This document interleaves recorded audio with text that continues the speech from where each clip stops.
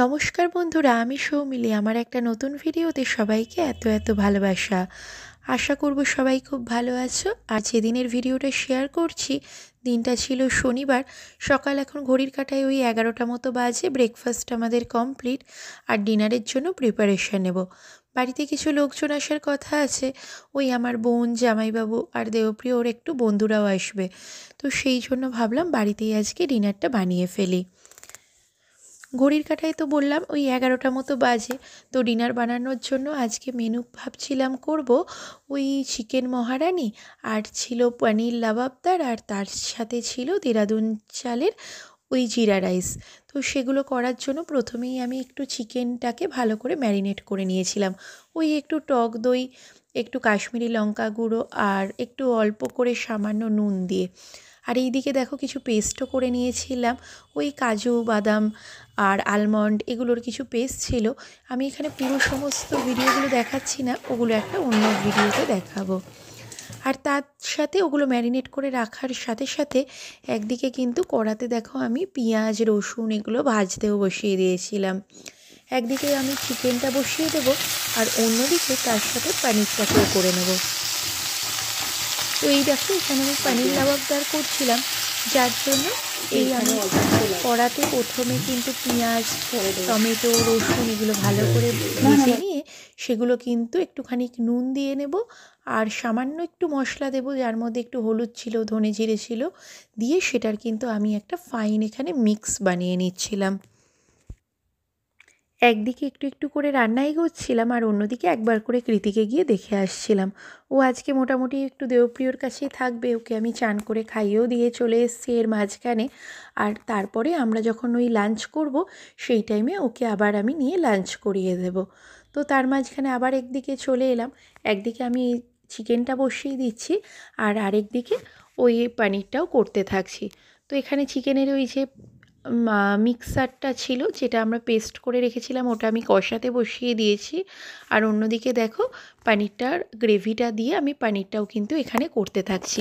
এই ভিডিওগুলো, রান্নার ভিডিওগুলো এখানে আমি পুরো ডিটেলে দেখাচ্ছি না, তাহলে কি ভিডিওটা অনেকটা বড় হয়ে যাবে।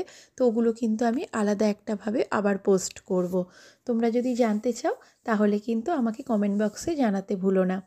তো চলো, এখানে আমি আমার ডিনারের প্রিপারেশানগুলো মোটামুটি ভাবছি দুপুরের মধ্যে রেডি করে রাখবো, কারণ সবাই ওই বিকালের দিকে চলে আসবে। আর বাড়িতে লোকজন চলে এলে না, তাদের সামনে যদি এখন আমি রান্না করতে থাকি, সেটা আমার একদম ভালোও লাগে না। আর তাদের সাথে তো কথাও বলা যায় না।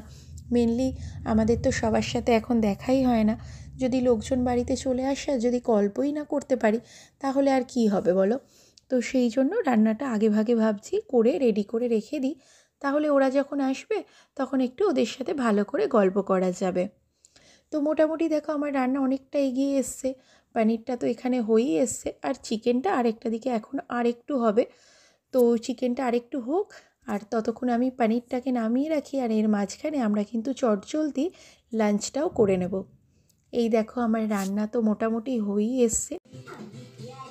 এখন সন্ধ্যে 7টা বাজে, আমরা সবাই রেডি হয়ে গেছি, ওই ভারী জামা কাপড় একটু ভালো মতো পরে, আর ওয়েট করছি সবাই আসার জন্য, তাই তো?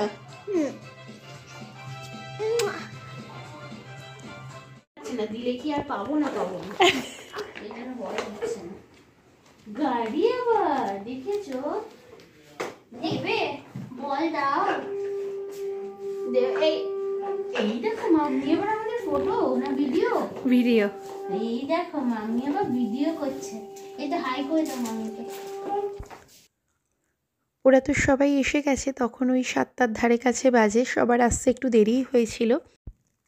আর আসার পর থেকে তো আমাদের জমিয়ে গল্প। এটা ছিল আমার বোনের ছেলে, ওরা তো খেলাধুলো করছিল। আর আরেকটা পরের ছোট্ট একটা ক্লিপে আছে দেবপ্রিয়র বন্ধুরাও এসে গেছিলো এখানে, ওদেরও বাচ্চারা খুব খেলাধুলো করেছিল, আমরা প্রচুর গল্প করেছিলাম আর খাওয়া দাওয়া।